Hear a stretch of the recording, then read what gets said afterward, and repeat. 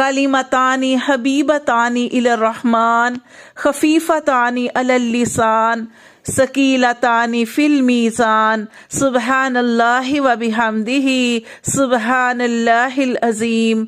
नबी सल्लल्लाहु अलैहि वसल्लम ने इरशाद फरमाया, दो कलमात अल्लाह को बहुत महबूब हैं, ज़ुबान पर बहुत हल्के हैं और क़यामत के दिन नामा अमाल में बहुत वज़नी होंगे, और वो ये हैं सुबहानल्लाहि व बिहम्दिही सुबहानल्लाहिल अज़ीम।